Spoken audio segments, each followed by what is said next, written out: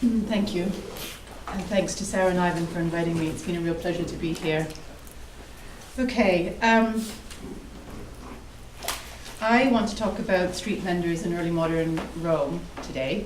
I'm interested in the selling of food on the street and how that relates to the history of food and also the history of consumption, and in turn in relation to material culture. So museum collections in the early modern period, of course, are filled with the kinds of objects that appeared on dessert tables, dinner tables, tableware, silverware, serving dishes. But it's probably the case that most people are not eating on those sorts of plates in early modern Europe.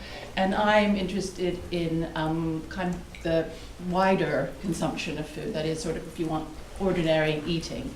And so that's why I'm focusing on food hawking, because it's a place where, or a topic where there's actually very little material culture. And so I've been pushed in a sense to look at images. And so one of the things I want to talk to you also about today, if there's time, is also talk about using images in relation to representing things and what we can do with images and representing things, particularly when there is, in fact, so little material culture.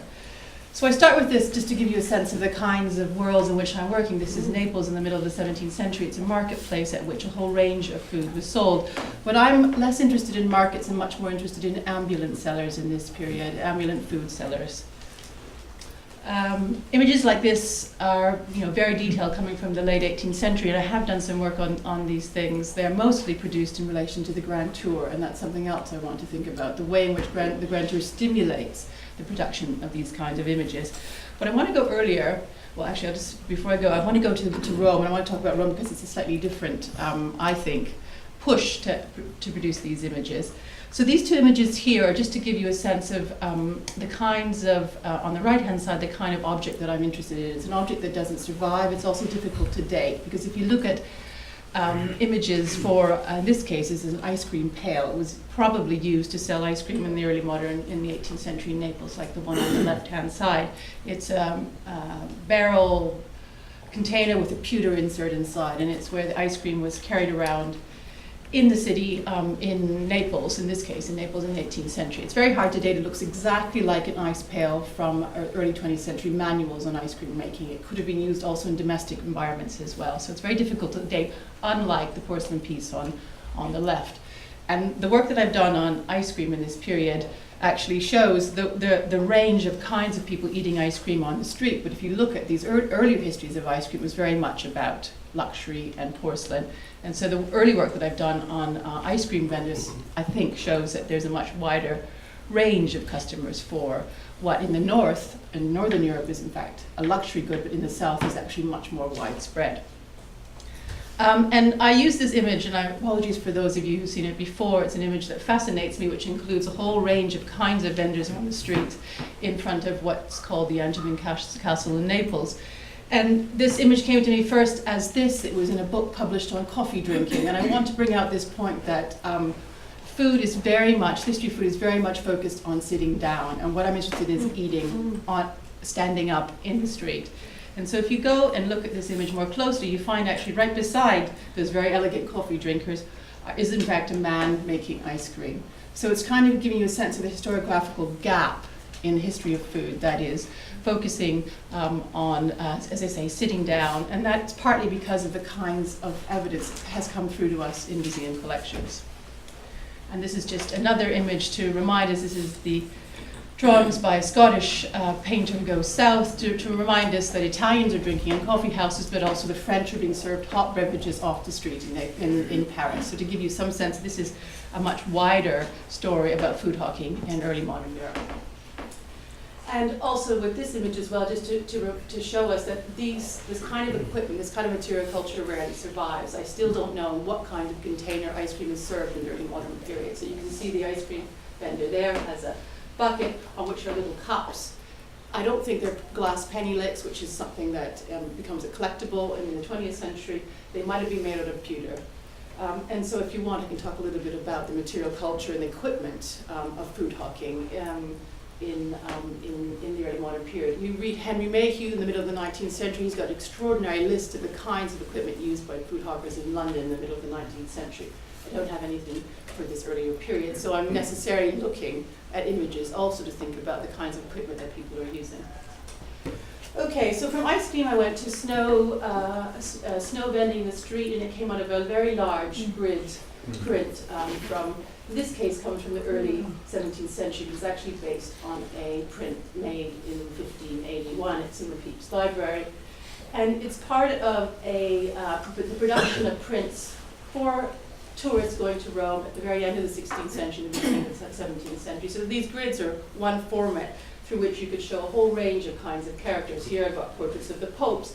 There's also portraits of French kings, or portraits of emperors' wives, for instance. So it's a kind of standard grid. And Brambilla, the man who made the Pepys print, was involved with a French printer in Rome at the end of the 16th century, and these are collectibles. It's likely that they were collected in albums and then brought back. So you would go to a printer and have them made up into an album.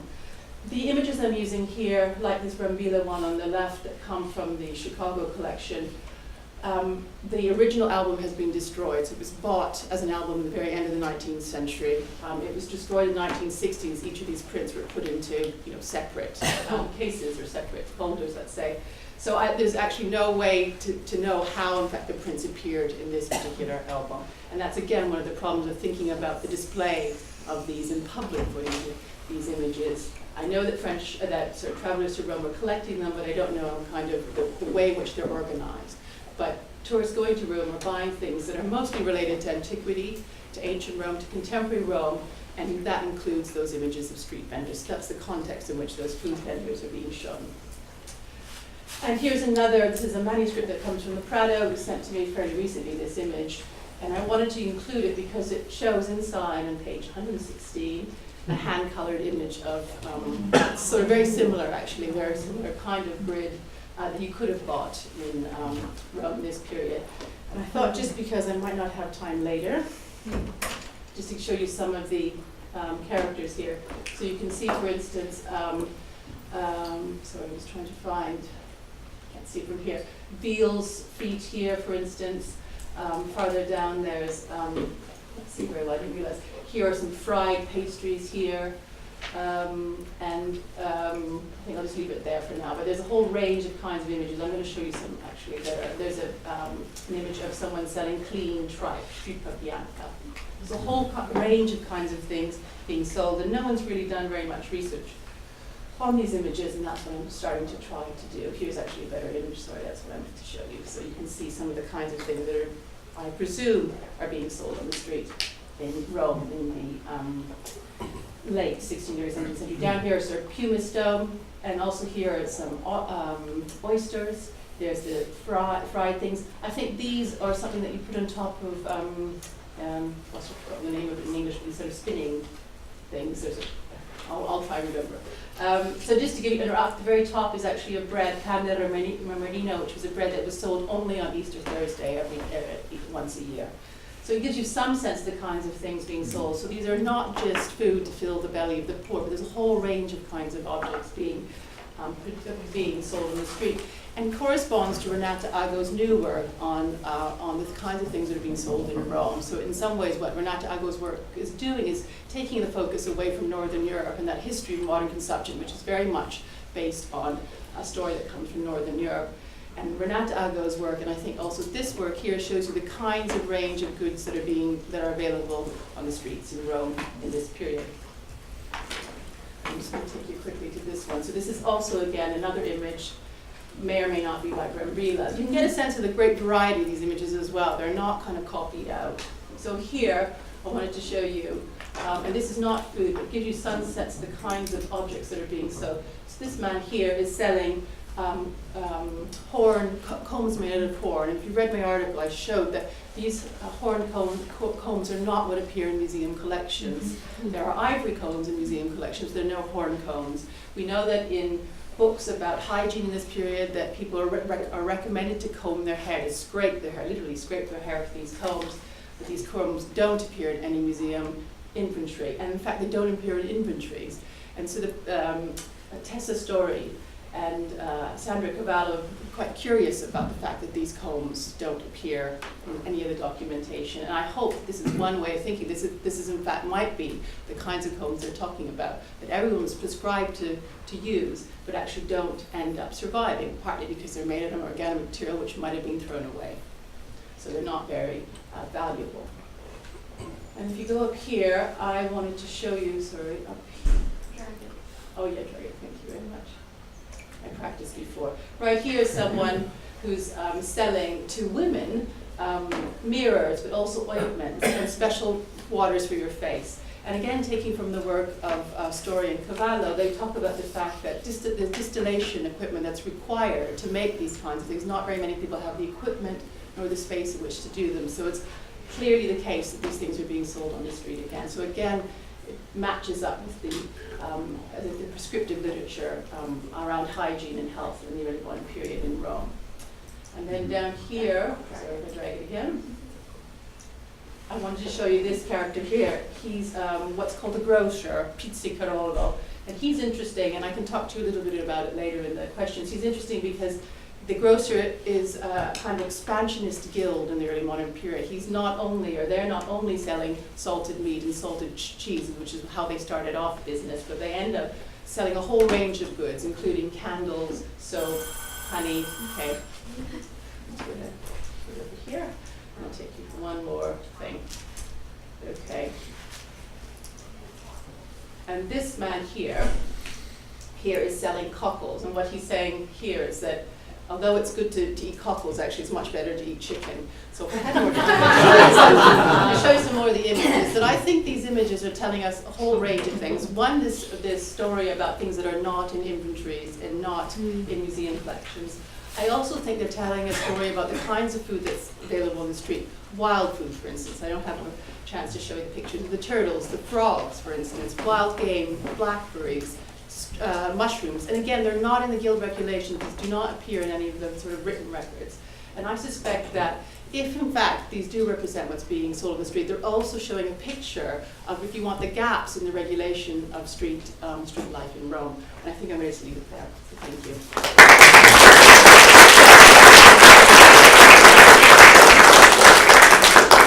Thank you, Melissa. So, thanks to Dana and Melissa, we're off to a good start thinking about social distinction. So, floor is open. Henry. A question for both of you.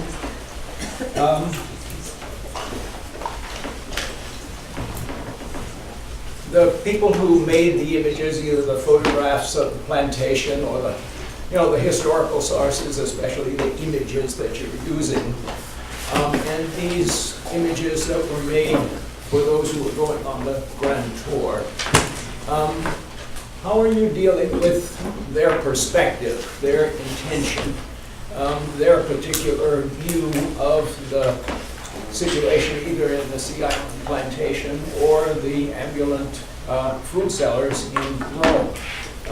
Because Dana said something about there with this general contempt by Northerners for Southerners that is expressed in what's happening there in the looting of plantations. And I'm also wondering the same issue. So how do you go about getting at the situation in the streets of Rome or Naples, wherever it might be, as opposed to a distant view of perhaps images that were made in Northern Europe and Northern European attitudes toward Southern Europe? Do you want to go first? Sure. So I very carefully used the word imagine when I was talking about the Harpers Weekly illustration, because I think that's an important point to underscore. But the interaction of Friedman with the piano is enough to get me into this sort of larger story. And the trajectory is quite interesting. So you see this sort of image in 1861, 1862. By 1863, with the emancipation celebrations that are happening on January 1st, you see these grand performances of freed African Americans, which include piano playing. So that's a way for me to get a little further in the chronology. And then I end up with just making a nod towards the ways in which African Americans take up what I call a material respectability, which is a sort of way of them rejecting some of the advice that they're getting from northern missionaries about hewing towards the sort of making sure that they are thrifty and self-reliant and not indulgent. But then I also call out the ways in which newly freed slaves are also resisting the lifestyle that Southerners would have them indulge in. So I just see it as a jumping off point with plenty of contextualization, but thank you. Yeah, I've written about the production of these prints and trying to figure out the publics for them. You could easily talk about sort of north looking on the south, and I think that might be one way to look at them, partly because they're produced for travelers. Another possible public are Roman elites, and in fact Peter has spoken a little bit about that in relation to the way in which labor gets depicted in early modern Europe. And I think, they're complicated images, and I'm trying to understand why they're being produced, in what kind of context. At the end of the 16th century, across Europe, there is a kind of encyclopedic impulse. It could be that you're doing images of the Turk and images of the Indian, or this great variety of vendors on the street. I don't know whether the variety of vendors on the street is linked to the fact that it's precisely in this period guilds are being regulated and they're specializing, and there's a whole growth in the number of guilds. Also the fact that the population triples between 1500 and 1600. So is this partly also telling you about the kinds of food that's available, this kind of land of plenty, in actually a context which is quite complicated. And also the range of kinds of food that's available, where people are able to get a whole range of kinds of animal protein, which is not that regulated by the guilds.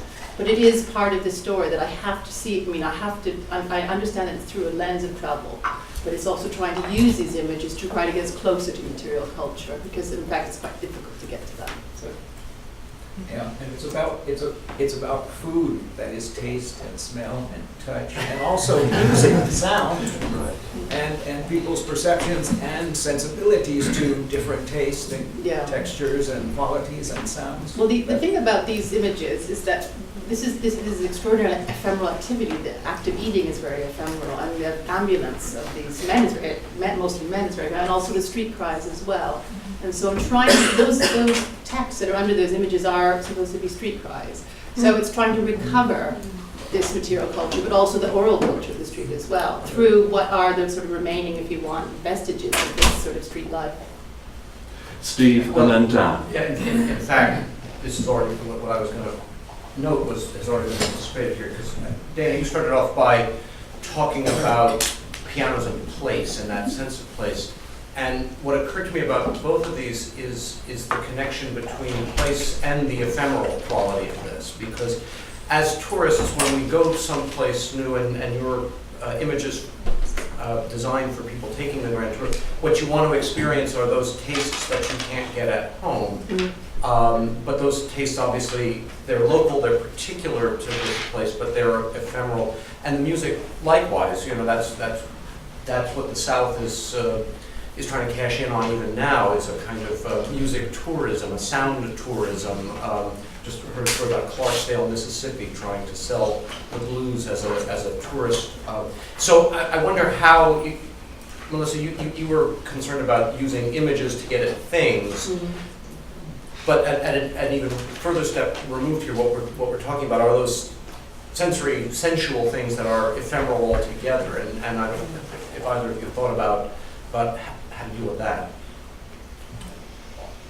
Well, I just first of all to say that the late 16th century is not the Grand Tour. This is early, mostly related to religious pilgrimage. So most people going to Rome are going to Rome for religious reasons, but there is, in fact, this industry, and also for, as Peter knows very well, also because of interest in antiquity. Right. This is not the Grand Tour, but it's a kind of early travel. Yeah, I mean, this is, in some ways, this kind of image is much more suggestive than an inventory, because of the cry, because of the kind of detail, the nets for the prawns, for instance, or the, the images of snow on a bed of hay. And I know, for instance, that in the early modern period that actually chunks of hay are in fact transported around covered by hay. So there are details there. But I still have this problem about how do we get from that representation of things to things. If you think about all the literature around the representation of reality in Dutch still lives in this period, the slightly later period, and the kind of historiographical anxiety around genre paintings. What can we do with genre paintings? And that's what I'm trying to think about as well. What can we do with what might be generic or might not be generic, and what does it tell us about material cultural history? Dan and then Ellen. I think Oh, I'm sorry, yes, go ahead, Dave. Yeah. I just wanted to agree that the sensory is incredibly important. There's been some great scholarship that's been done on the difference in perceptions of sound in the North and South during the antebellum and Civil War periods. And there was a sense in the North that the South was a very loud place because the air was sort of filled with the cries of slaves and slavery and punishment and brutality. But the North was a silent place because Northerners are working in factories. When Charlotte Horton gets off of the boat in South Carolina, the first thing that she says is how quiet it is. And so part of trying to trace this sort of understanding of piano and place is about sort of understanding that people are trying to square the things that they've been reading and hearing about the South with the actual reality. And so that when I talk about experience, that's what I'm actually trying to pull out. It's so vital. Dan.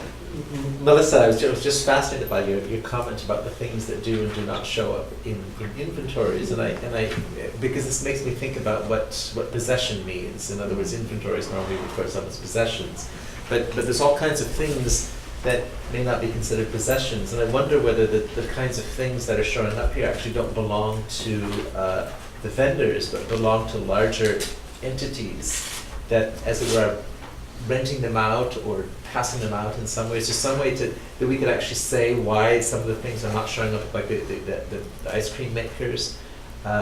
Something about the nature of the marketing system that means that they're not going to be personal possessions in some way. You're thinking So about, what are you thinking of, for example? you're thinking about the hot dog vendor at Fenway Park. who So you're doesn't thinking actually- about Yeah, equipment exactly. related that is owned by a shop. The equipment might be owned by someone else, Yeah. and therefore it might belong to someone other than an individual. Yeah. That could be passed on through Okay. the normal inventory inheritance process. It's very possible, and I know that in relation to some of the sort of apothecaries creations, that there are apothecaries sending out vendors in early modern Venice. So that I think some vending must relate to shops, and I think it's quite important to not see the relationship between shops and food hawkers is necessarily antagonistic. So it is possibly the case.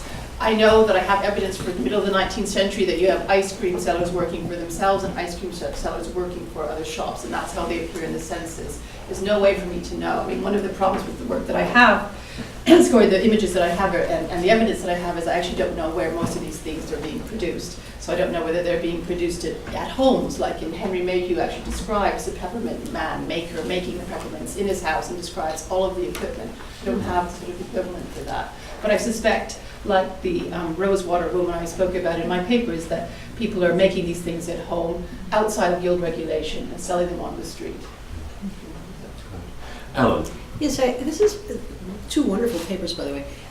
This is for Dana. I'm thinking about another kind of representation of what happens with possessions, with white plantation owners' possessions, and that's a trope that runs through sentimental plantation fiction, in the 1870s, but it really does get started in the 60s, and that's of formerly enslaved people protecting with their lives their former owners' possessions, but these are portable possessions, different from pianos. So I'm just, they've sewn the family silver spoons into their coats, or they're, sometimes they've buried them, so there is a relationship place, and they're, keeping the Union soldiers away from the burial part. But I'm just wondering if you could comment on this, like the portable property versus the piano, which seems to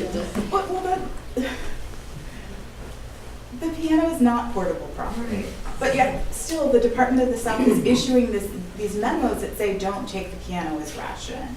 Right? So clearly something is happening. People on Edisto Island in South Carolina will tell you that the organ from the First Presbyterian Church is in the Sound because someone loaded it on a ship bound for New York, and that ship capsized in the middle of the ocean. So it seems as if everything is sort of portable. But are there the same fantasies of the formerly enslaved people protecting the piano with their lives? No, I think those are very different. Huh. And I also think that the political situation is just so strange in this region because freedom comes so early, and so there's this sort of joy about freedom. Planters often don't return to the Sea Islands for 4 or 5 years. And the stories in South Carolina are a little different. When planters return, I've used the word like, so if you're in war and you lose a limb, you still ache and you miss the limb, that sort of phantom pain. That is the way that planters describe their return to the plantations that have been stripped of all of these portable possessions, right? Mm. They are aching for the loss of all of these things and this sort of lifestyle. Mm. Dave. Dana, I was struck by the Harpers image for a couple of reasons. On the one hand, you can imagine northern whites gloating, looking at another kind of looting in effect, and seeing this as righteous. And I don't know, it looked like it was Sumter in the picture of Fort Sumter being violent. So it's vengeance. On the other hand, there was widespread white anxiety in the North about what's going to happen when all these folks are freed. And I mean, Lincoln, after all, couldn't get the proclamation passed until much later, as you pointed out. So was this an image, was this a place of chaos? Was this a glimpse of, was there a grim side as well as a celebratory side of that image? Was it a scene of, uh-oh, look what might be coming? And then the piano becomes a marker of not just Southern aristocracy, but also bourgeois respectability and, broadly speaking, Domesticity. and domesticity, yeah, that's violated by this upending of social roles. But I don't know, reading through the literature, I get the sense that there is this gloating because there is this sense of the South, and South Carolina in particular, deserved it. And I would just say that soldiers are accompanied by these northern missionaries that almost immediately begin setting up schools and start teaching this like thrift and self-reliance and independence and save your money so that you can be more like New Englanders. So in a sense, they're preaching the counter image Absolutely. of that picture. Absolutely. Social control through Yes. moral respectability. Absolutely. I'm going to have to limit this to 2 more, I'm afraid, and I'm going to ask you to be as brief as you can in your questions. Richie, and then last Tom. Just a comment based on some work that I did do. I don't only work on kitchens. So one of the things I've been working on is a project that digitizes a great uncle's diary who was a quartermaster of the Massachusetts 55th Regiment. And we found his letters in 2010. And the thing I would make, it's more of a comment really, Dana, than a question. The observation I would make to you is that, in fact, you're onto something really important with this notion of the very early capture of Hilton Head and the Sea Islands, and that the conditions on the Sea Islands are fundamentally different than what happens by 1864 when Sherman marches through South Carolina, and where the object is really to trash the place, and that the Army of the South operated in a fundamentally different way than what would happen in 1864 when a whole lot of people had been killed, attitudes had hardened a great deal. So do be very careful if you're going to use the visual culture to separate the real history that's going on in that particular area as people experience the Civil War, and how different that is from what happens as the war progresses and both political, social, and ideological attitudes go through a pretty radical shift. The pianos are a really important part of this kind of conversation about the genteel aspects with which the war was conducted in 1861 and in the very earliest part of 1862, and how much harder those sentiments become over time. And as you read the letters for people who were writing about this, by 1864, the thought that they'd put 200 guys with ropes wrapped around the foundation piers of these southern plantation houses just to pull them down, to collapse them, is endemic to the literature. And you have to understand how that hardening of attitude shifts the ways in which people emotionally think about the war and the relationships of abolitionism to Southern attitudes towards the South. Thank you. Tom. It's a slight variation of that, but it's the very word contraband, I think, comes also from New Orleans, which was liberated early. And it seems to lose a sense of irony over the course of the war. It starts off, oh, we'll just call these people contraband, just like the piano, but then it just sort of slips into popular use. And I would also, a little caution about the camp furniture. I wouldn't assume it's all looted. There's an improbable amount of equipment that goes along with Northern officers. It's sort of a privilege of right of class. It's a famous photograph of Custer and the gear that he carried with him, as a general. It's a different class, but wagons full of stuff in his tent. That's true. This particular regiment, though, is pretty notorious for going across Hilton Head and pulling stuff out of the plantations. And just the language they use, that somehow the excess, the southern excess, the luxury, had stained the place. Your comment about the missing limb, too. I was just in the Low Country a couple months ago. You and I were talking about this, and all of the houses are missing. And just the narrative that I kept coming across, well, Sherman took that one down, but we still have, the laundry and then this colonial revival fantasy landscape that came in the 20s. But you're right, it was, everyone commented on that's where the Dick House was. Yeah. Last point, Peter. One question for each of these great papers. First is, on the piano, I couldn't help thinking about the book which was later made into a movie by Vladislav Spielmann, the pianist, which has many of the same dynamics of conquered, conquerors, the different role of the piano for each of them, and the different aspirations for each of them playing their or other people's pianos. And the second for Melissa, thinking about books like Garzoni's Piazza Universale, and the difference between literary surveys and visual surveys, and whether one or the other pushes in different directions. Well, the Garzoni, if we just go to the Garzoni one, I can't remember whether there are any food vendors in there. I think one of the advantages of the visual is the kinds of things that are included in these late 16th century prints, so that you get a sense of equipment, but also, I suppose, some of these kind of more, things related to senses, like the variety of the food. So I don't, Garzoni certainly doesn't include this extraordinary variety of the kinds of things being sold on the street, and it's kinds of things, and I'm sorry that I wasn't able to show you any images of actually food marketing, because they're all in the presentation, but things that are, that don't quite fit, things that are in recipe books and in dessert tables, like sweetmeats, for instance, there, or these seasonal foods, like the fried pastry during Carnival, or the pan de Remedino. A whole range of kinds of goods which don't quite fit, as they say, with the recipe books or with the inventories, and so it really, I think that it gives much more than those literary representations. So is there an argument in terms of epistemic status of the visual as a more, let's say, ethnographically adventurous form?